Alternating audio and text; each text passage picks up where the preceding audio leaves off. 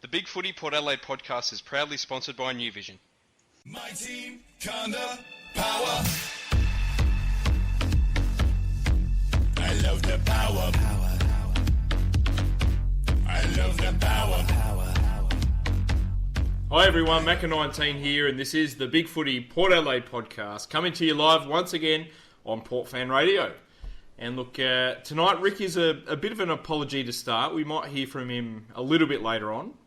So his co-host tonight is the host of our 1870 Hour on the Port Fan Radio Network, Crazy Big Hour. How are you, mate? Yeah, good, thanks, Macca. Thanks for having me. Too easy, buddy. Great to have you back on. And back on the podcast as guest is Dylan. Hey, how you going, boys? Yeah, Great to have you on as well, buddy. Yeah, it's good to be back. That's the way. Well, look, let's get straight into it. I want to talk about something else before we get on to the preview of the Essendon game, which is the RAA scenario. Of course, there's been quite a lot of talk on the forum about the fact that RAA and the club decided to give the $10,000 prize for a $50,000 crowd to charity. They gave the $10K to childhood cancer, which is obviously a fantastic gesture and an incredibly worthy cause. I don't think there's any doubt about that at all. But I guess the question I have, and the question that many others have as well, is should RAA have ponied up an extra $10K to fulfil their end of the deal and the promotion? Well, my personal view is yes. Like, they made the choice to give the money out, but they advertised, and therefore they didn't follow through with their verbal contract or their contract to the supporters that if we got 50,000 plus, that one supporter would get $10,000. And we achieved that goal, and they decided, no, we're not going to give it to a supporter. We are going to give it to charity. If they had made the decision to give $10,000 to charity, well and good. Let's still give the 10 grand to a supporter. Yeah, they're sort of trying to, like, I don't know, it's hard to criticise, really, because, they're giving money to charity, but, I mean, you can't, that's advertising money. I mean, you're putting your name out saying that you're going to give away money to fans of the organisation that you sponsor. I mean, it's really not on, is it? It's a bit unethical to just take something away like that you've promised. It's a hard situation. As you said, I mean, it's charity, it's a great gesture, it's obviously very, very worthwhile, it's a great cause, but I just feel because, I mean, they haven't had to pony up $10,000 yet this year. Obviously, we had a couple of $50,000 people crowds at in the first couple of games before this promotion came into effect, but you just feel that maybe they should have dished up another 10 grand and made their end of the promise keep. I guess you'd have to say. I don't know. It's a strange situation, but I don't know. I feel a lot of people are a little bit miffed about it. I'm trying to find something to really compare it to, but you've never really heard of something like this. I mean, it's so out of the blue. Is there any reason they switched and gave it to charity instead? I mean, why can't they just find some more money for charity? That's if they're going to do that. It's really confusing. Yeah. Yeah, no, it's stupid. I thought it was ridiculous. I got just a text message from a listener saying they're effing cheats. They've cheated our supporters. And I'm like, wow, tell us how you really feel. But yeah, a lot of supporters feel dogged by this and said that it's not fair. So I wasn't at the game. I didn't really know much about the whole thing because I don't live in Adelaide. But yeah, I mean, you'd have to be miffed. I mean, what are the chances that you're going to get it? But still, just no. It's so unethical to just take that away from a sponsor. I mean, they've only been around with us for how long, and yeah, just pulling stuff like that. It's probably not right, is it? It's a strange one. Yeah, it's an odd situation. As you said, I can't really think of a comparable situation that I've come across, but you just feel that, I certainly feel that they should have put in an extra 10 grand. I mean, if they wanted to give money to charity, that's perfectly fine. Absolutely do that and say, yep, we're going to match it dollar for dollar and give $10,000 to childhood cancer as well. I think everyone would have been absolutely, happy as Larry with that. Well, the same person has just sent me a text saying that he would have won it, and now he can't feed his kids.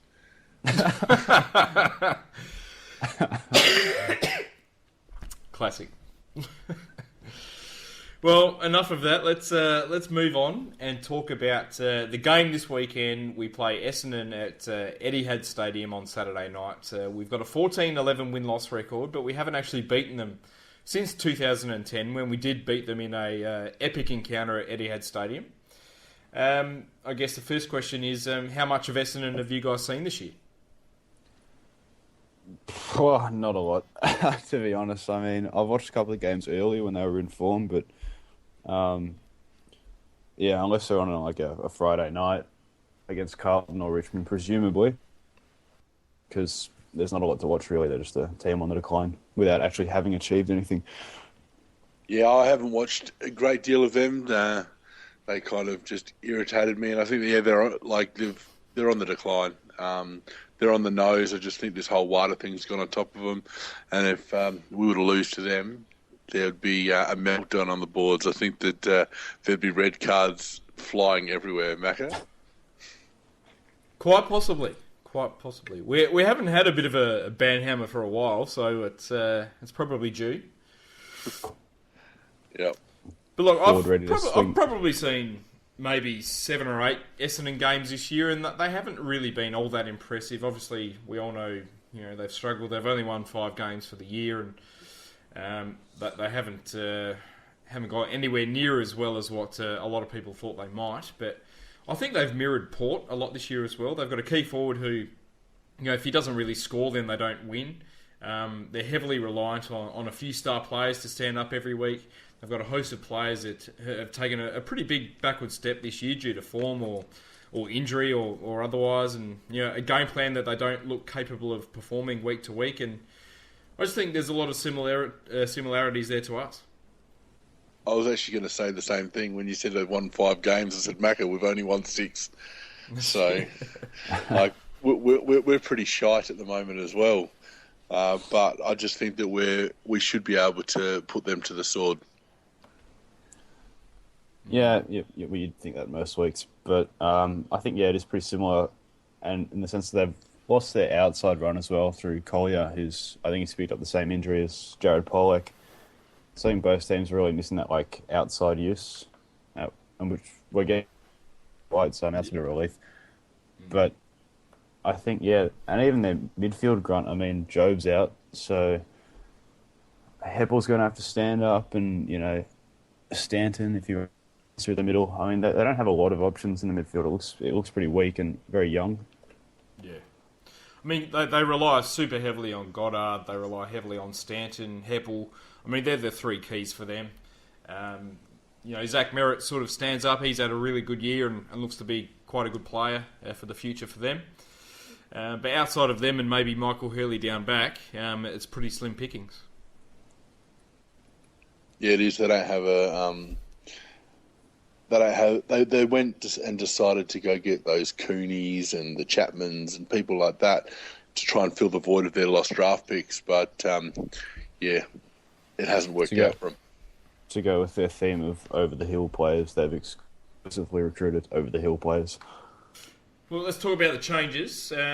We've made 3. I've got to say I quickly checked the ins and outs in the car and saw that Cracker was an out. I didn't realise he'd done a hamstring at that point. And I was thinking, God help us all. Big Footy's going to melt down completely if he's just been omitted. But I guess, thankfully, in inverted commas, he's injured, I guess. Archie's an out, Stewart's an out. I don't think there's really any surprise there. In comes Matty White for his first game for quite a long time. Andrew Moore comes back in, and Sammy Cahoon. I'm actually quite surprised, and I did talk about this on Tuesday night. I was expecting Mitchell and Gray to come back in, to be honest with you, after their form last week and Ken's previous inclusions that he's made. But, I'm really thankful they haven't been, because they're not our team going forward. Well, look, I'm not surprised that Mitchell and Gray didn't get a go. They probably would have deserved it had they got in the team. But look, I'm pretty happy to see Sammy Cahoon back. I was pretty surprised that he got dropped a couple of weeks ago. Andrew Moore back in, I mean, that's neither here nor there. I mean, we've got a bit of a merry-go-round at the moment with these sort of inside mids of Youngie and Moore and Archie sort of getting in and out of the side every week. And Matty White, he's just going to add so much pace and creativity to our team. Well, that's true. But Vanilla Moore, I've got people that really say that if Moore had been in a Melbourne team, he would have copped so much more criticism than what he's copping, because people just forget about him over here in Adelaide. But he doesn't grasp his position. Like, he's been given so many opportunities to play football. Like, we know he's been injured and stuff, and he hasn't had any continuity of football. But Ken has given him ample opportunities to try and cement a place in that team. He just can't do it. And what is he, like 23, 24 now? Yeah, probably about that, 24. Yeah, 24, and he still hasn't, like, he was given so many opportunities when he probably didn't deserve them, and he still hasn't been able to get it at AFL level. So it's like time we look to cut our losses and play people like Jesse Palmer, Logan Austin, and these kids, and just give them the opportunity, because our season is done and dusted. Give them the opportunity, play them for 6 games. I think Tribey was saying today on the board, like, let's just like back Butcher in. Put Butcher in and just sit there and go, yeah, you're playing 7 weeks. I don't give a shit, because our season's done. You've got 7 weeks to prove yourself. Otherwise, we're cutting you. And just back him in and see what he can do. I guess I probably still think that we can make the finals. And looking at Really? our draw, looking at our draw, you think, well, we've got a few easy games, and if we get a bit of a run on, then it might happen. But yeah, I don't know. Andrew Moore's just the classic almost there player. You know, he dominates the SANFL. He gets massive numbers there. He looks like an absolute superstar. You know, picks up heaps of clearances, pacey, uses the ball pretty well. Get him in the AFL system, and he just seems to struggle. He just there's just something about him, and I don't know if he just needs to have that one big breakout game, or whether the ship has sailed with that one. But personally, I'm not too sure he's going to be on our list next year. I don't think he will be either. And, well, Stuart, I don't reckon he'll be on our list either. He's back. Oh, Dylan's back. He's he is. alive. Sorry, internet's decided to soil itself at an opportune moment. That's right. Your thoughts on captain- Andrew Moore? Andrew Moore, yes, sort of glad he's in, but I was going to say, I was in the middle thing before I realised that my internet had cut out. Some case with him, Archie and Young, I wish we would just put one of them in the team and just play them out for the rest of the year. And I'm really disappointed with Archie being dropped. I mean, despite his incredibly anonymous game, I mean, he was played out of position. This is a guy who he excels in the middle and at stoppages, and we just to play him on the wing or wherever, or in the forward line. I mean, what's the point? You got to use your players' strengths, and if we're just going to keep dropping this fringe inside midfielders, how are they supposed to get any continuity? How is figure out where these guys lie on our list?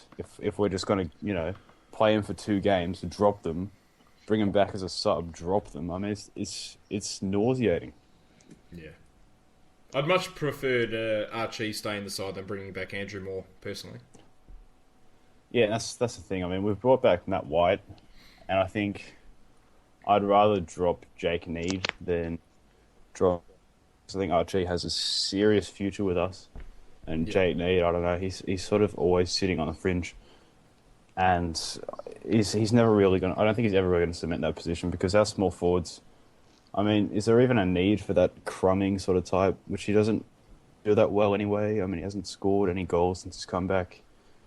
And our small forwards in, Wingard and Monfries and Gray, when he's playing there, that rotation is so incredible, incredible, and can also run through the midfield, where Jake he doesn't really have the body for it. He's sort of too short, too skinny, So, yeah, I'd rather keep Archie, and happy for Moore to come in though. I mean, any grunt, I guess that's good, because we're getting smashed in clearances and stoppages. Yeah. I guess it's a fair point. It's a fair point about the small forwards. I mean, our small forwards have been, to put it bluntly, pretty terrible this year, to be honest. And take away Chad Wingard, who's an absolute Monty for all Australian, and there's just been nothing underneath there at all. Needs struggled. We tried Mitchell. He played one good game against, I think, the Crows, and that was it. Sammy Gray couldn't kick a goal. Monfrey sort of wavers between playing a very, very good defensive role up forward, but rarely these days is getting on the scoreboard. I guess that's a bit of a hole in the side, which we thought we would have had covered this year, but has proven not to be the case. I think Monfrey's is a coaching thing, to be honest. He's really directed to lock down. You can see, like against Collingwood even, he had a bit more of a free rein up at the high half forward. And he's a really essential creator for us there, I reckon. I mean, especially 2013, you could point to it. He was so incredible pushing up to the wings. He just works his ass off. Yeah. And when he's focusing on getting that attacking play, getting that attacking option, you just feel like he's more focused on it. And when he's defensive, when he does have that attacking moment, he sort of flounders and often he just falls over. I mean, that's been the theme for Monfrey since 90% of the time the ball goes to ground, he goes to ground, falls over, and then his opposition gets a rebound. And that essentially just cuts out all the good work that he's done, locking them down. So I think we really should play him more attacking goal kicker when he's on. And we're obviously missing that, especially since Jake Need's not kicking any goals in the small forward position. I don't see Need. Need is small, and he adds something to our team, and he's got that defensive pressure, but so does Monfrey's. Monfrey's can play that attacking play if he does, but I think that he has a really steely mindset, a lot like Kane, in that he gets a job to do and he'll do it, and he'll bust his ass all game and get it done. And he's been asked most of the season to play that lockdown role, and he's been doing it reasonably well, but then we say, why isn't he getting more possessions? Why isn't he kicking goals? Because he's more worried about negating his player than having an influence in the forward line. And if you're going to play that negative influence to stop their creative run from the back line, you still have to hurt them because then it actually makes your job easier. And I think that he needs to get that happy medium going and stop falling over, as Dylan has said. But he's been doing that since 2004 when he was drafted. So, yeah. That's it. Look, I guess the big question is how is Paddy Ryder going to perform against his old club? What are we expecting from both him and from Essendon as well? So happy that we're playing him forward for most of the game because, I mean, really, the few times that we've done it, which is game and the two showdowns, he has excelled out of the goal square. I mean, seriously, was it like Essendon fans saying that, he can't really play forward, he's more of a ruck, he's a number one ruck, but he has a serious spot in the side. I mean, he is the full forward. Schultz has just lost the plot. We refuse to bring in anyone else because, I don't know, we just hate key forwards or something. So, I don't know, I really think Ryder, he could kick 3 or 4 goals and have real influence there because they didn't bring in Giles, did they? So, no. I think if Wobie can hold up his end of the bargain, which is very questionable, but if he can, and we could just sit Ryder in the square, yeah, it could be a real presence and really hurt them. Yeah. I don't think they have a matchup for him with his athleticism because I think that they'll put Hurley to Schultz, and I don't see the matchup that they're potentially going to have for Ryder in the forward line. Tate Pears? Is Tate Pears playing on the weekend? I don't know, but he would be the thought. But I just think that with the athleticism that Ryder's going to get him and run him a merry dance, I'd reckon. I actually reckon Hurley will play on Ryder. I don't think there's any doubt about that. And I reckon he's going to try and rough him up as well. He'll give Ryder an absolute horrible time out there. I reckon there's going to be fisticuffs. There's going to be a bit of a brawl, and he's going to do everything possible to put him off his game. And do you reckon that our boys are going to fly the flag? Because I really hope so. Because we've been playing like these soft little meek little boys for too long. Like we've got to stand up for our players and actually fly the flag.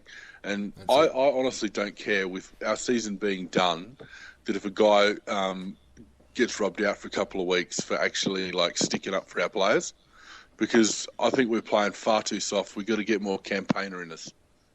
Yep. This is the great litmus test, I think, on Saturday night, because Ryder chose us. He had a big history with Essendon. If they're going to try and rough him up, I hope we go all guns blazing and, just say, game on, Moles, bring it on. Let's see what you got. If Just Westhoff go cops, hammer and tongs and look, as you said, Al, if someone gets suspended, good. Let it happen.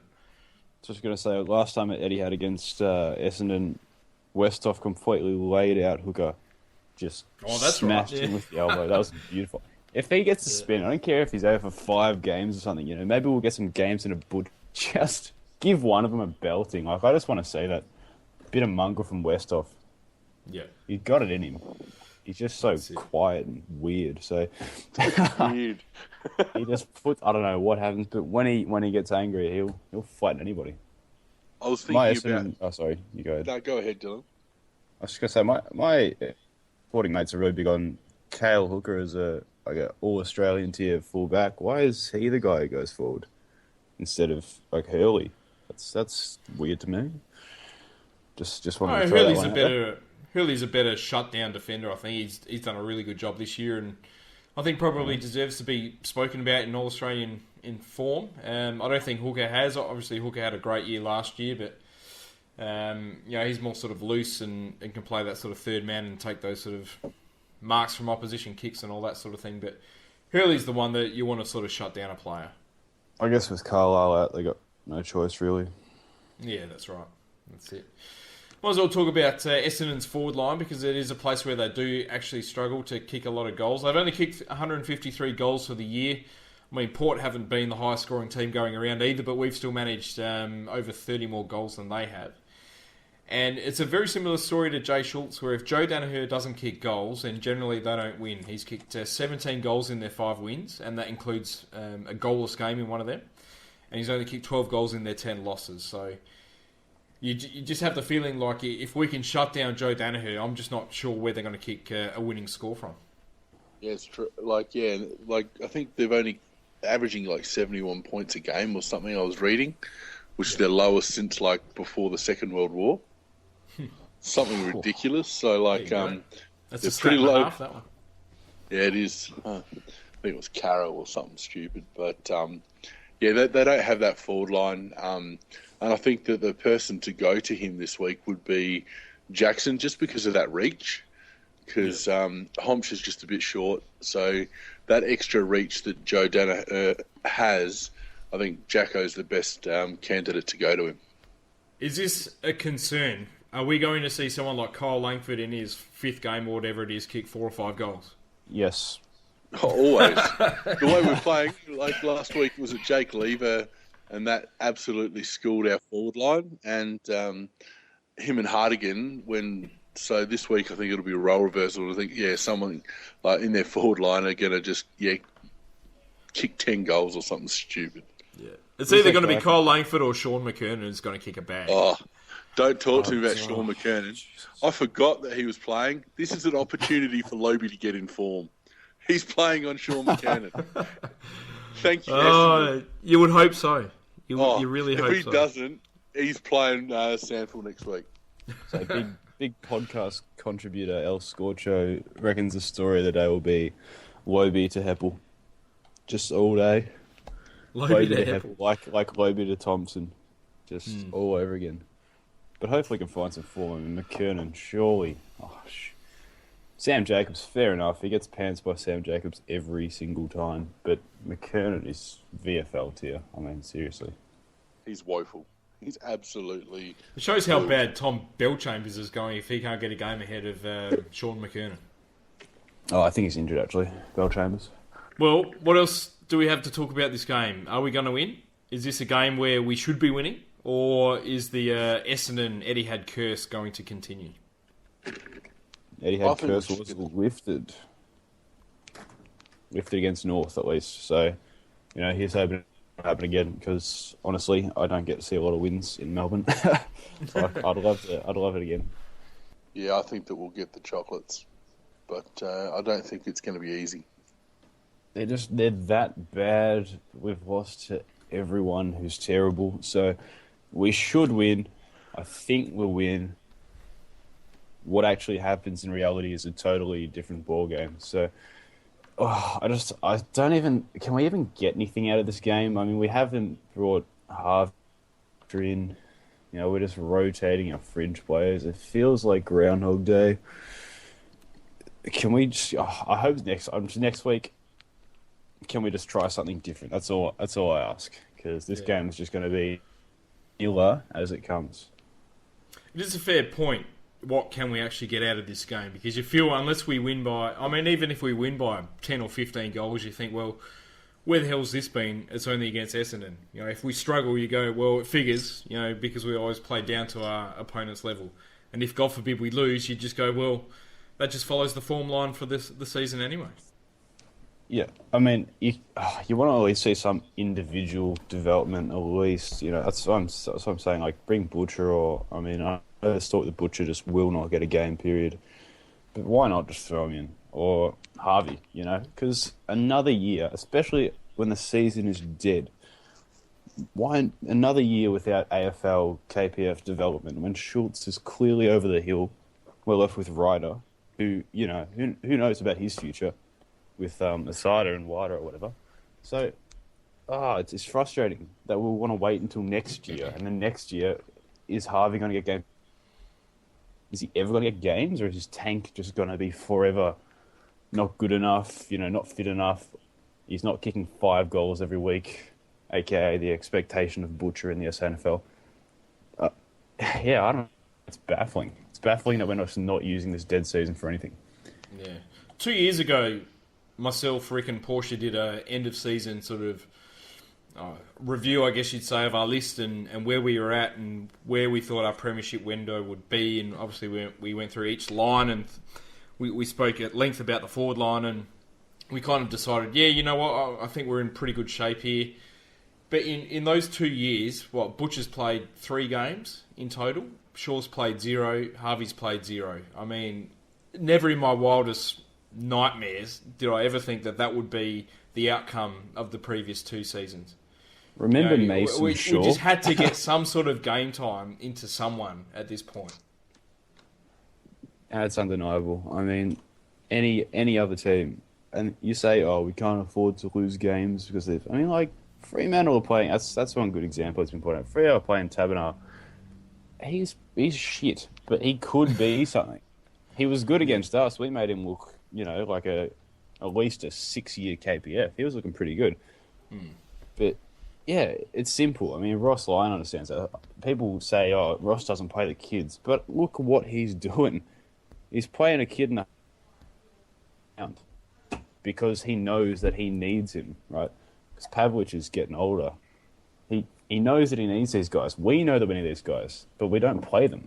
And it's incredibly frustrating. I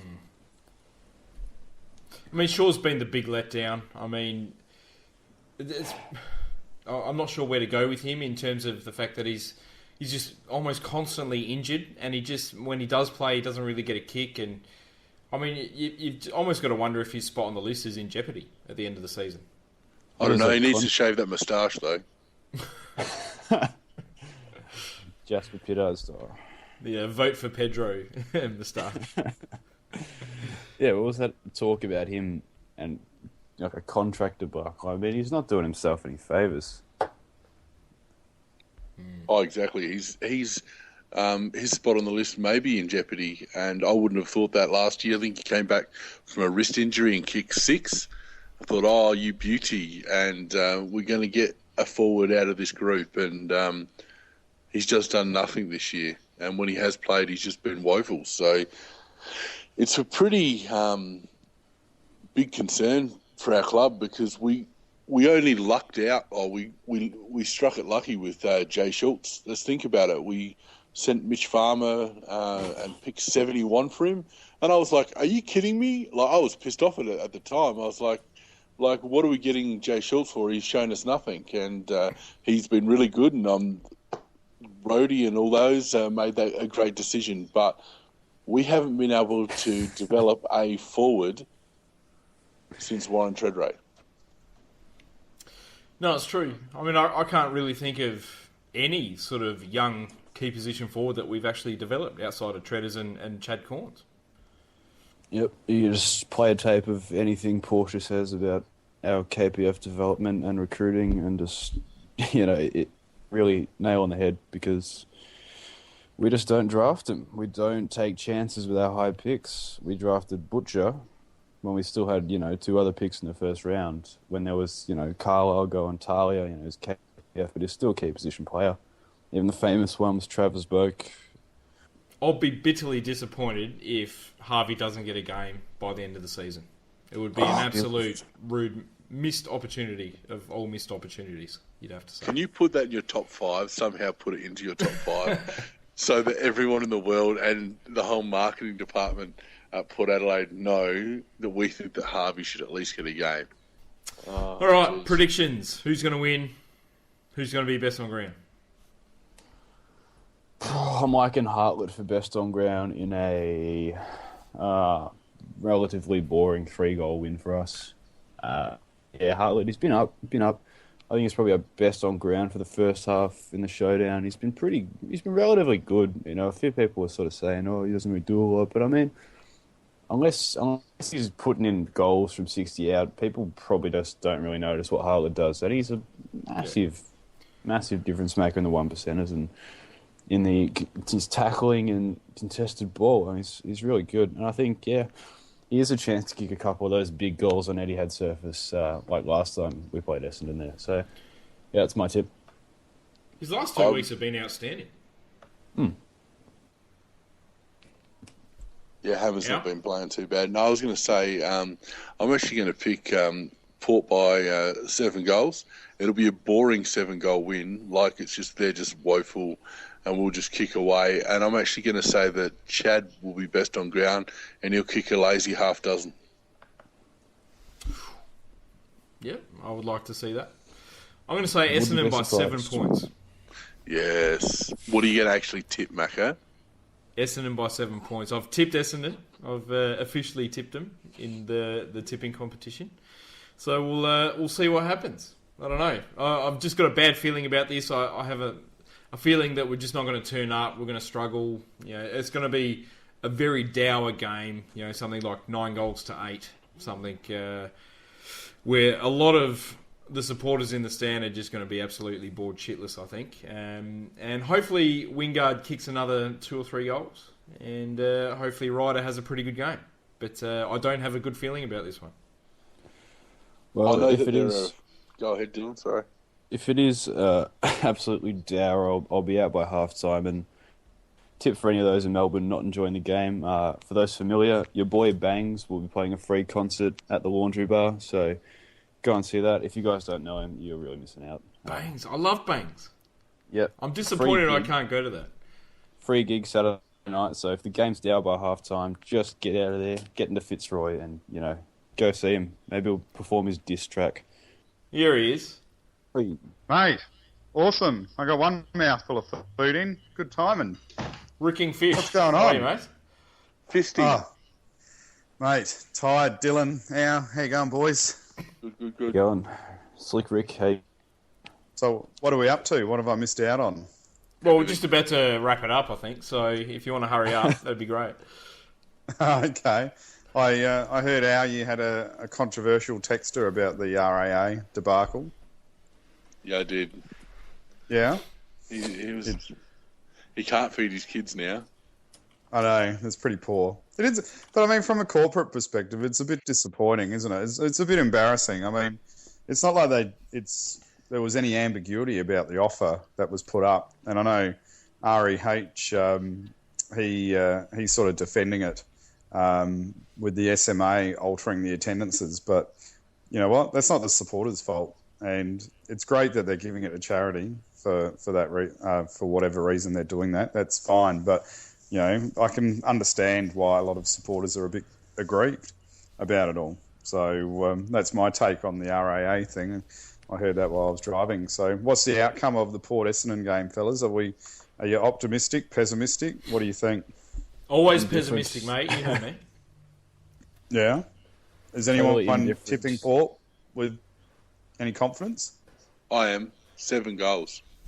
7 goals. Yep, and Wow. Chad to kick 6. Chad to kick 6. Yeah, I don't know. It's I saw Jacko today. He's confident. He thinks they're going to pump him, but yeah, I don't know. We're a bit of a Jekyll and Hyde side. I'm a bit disappointed with a couple of one of the inclusions. You're. At least we didn't have Rick on to complain for an hour about Arch getting dropped, because I thought that was probably good that he wasn't able to make it.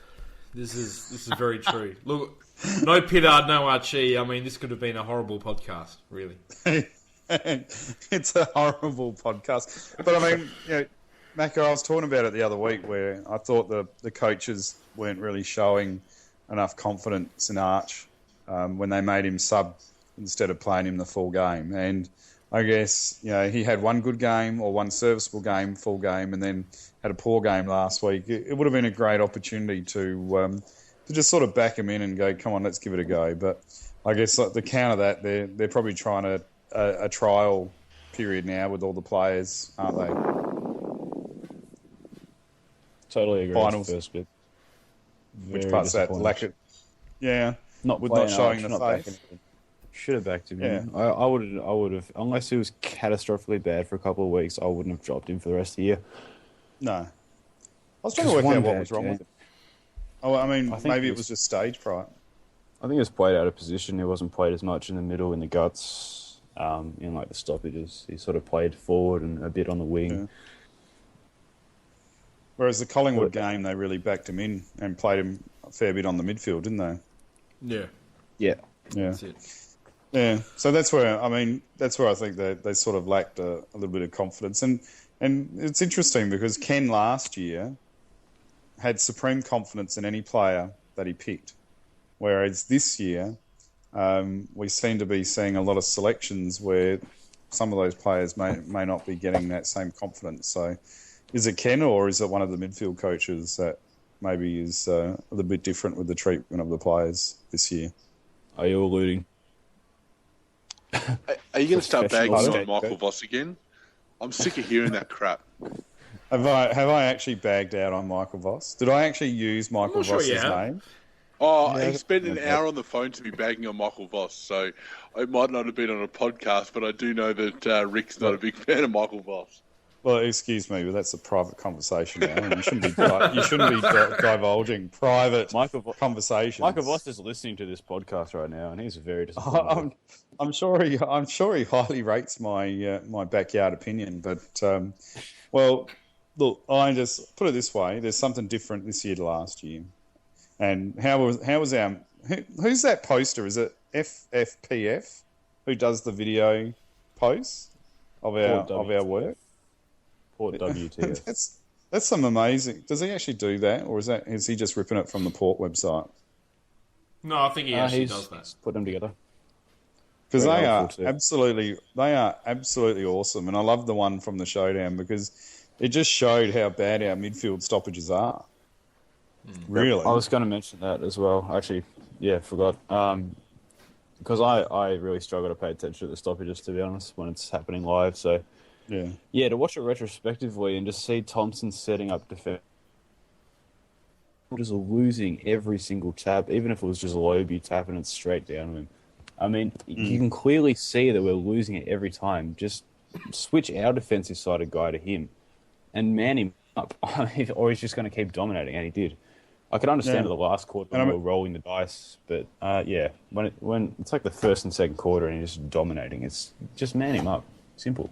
well, when you're watching that footage and you've got someone saying, "Oh, don't blame the coaches," I mean, it's hard not to blame the coach, and it's not hard to blame the head coach and the midfield coach, right? Because some of those setups were atrocious, and for those people that are defending Matt Lobe as a good ruckman, I mean, have a look at the hitouts. Some of the hitouts were straight to a Crows player, you know.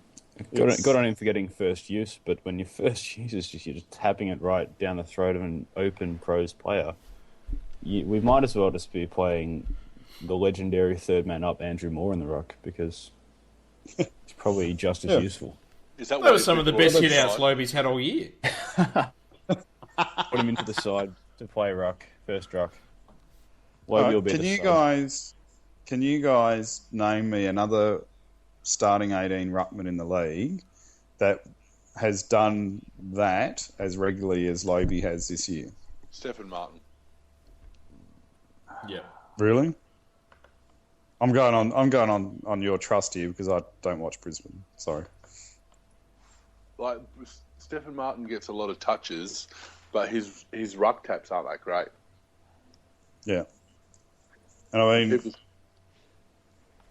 He Lobie gets doesn't more get around the enough ground. ball. Well, Lobie doesn't get enough ball to justify the poor tap work, because his influence around the ground is so minimal that he has to be a fantastic tap ruckman to negate that, and he's not. And Oh, look, the stats say that he is one of the lowest ruckmen in the league in terms of hit-outs to advantage and winning hit-outs. He just can't do it. Yeah. No. Well, you go, Rick. No, you're right. Keep going. Okay, I was totally against the inclusion of Redden. One, because it was you could see it come from a mile away in the Sydney game that he wasn't ready, and Butcher got dropped. But I mean, Redden's had a decent run of form in the SNFL. I mean, do you reckon he's starting to put pressure on Lobie for the spot? Because I mean, I know we could just play with ruckman with Paddy, but if we wanted to keep that, that rider forward weapon going, bring Redden in, or does anyone watch the SNFL? Give me a better sort of clue of what's going on with Redden. I think they've put Redden on ice for the year in terms of his AFL sort of potential. I think after that round 2 game, they said, no, we'll just play in the SNFL unless there's like a drastic injury situation where we absolutely need him. And I think that's probably fair enough. Let him play out the season in the SNFL, have a big pre-season, and hopefully he can come out next year and really push for a spot in the side. That's good. I think that's a fair call, Dylan. Because a few people that watch the Maggies also suggest that Reddo's pretty slow at the moment as well. So he might get carved out up in AFL land on the run. But he's a magnificent tap ruckman, and I'd love to see him in the side for that reason, because he'll give our midfielders a lot more first use of the ball, which has been probably one of our biggest issues for the bulk of the year this year. That's it. Well, Rick, who are you picking on Saturday night, mate? What's your prediction? I'm going to go Port by, say, 4 goals. Okay. I just feel I think Essendon's pretty incompetent, and I reckon if we can't win by a few goals, there's going to be riots in the hills, especially at Kersbrook. I'll get my pitchfork out and I'll be out there crying, talking to my pet sheep, Rambo, saying, buddy, what's going on? And on that note, Thanks, Al. we should probably close it off for this evening. Oh, thanks See very you, much. boys. Go the Boys. power. Al, Dylan, thanks for coming on. No worries. Mate. Rick, very Sorry I was briefly. late. Yeah, I apologise. All good. Canapé. Bang. Calm the power. Bang. One last hurrah. Loads up. They need a mark and then a goal.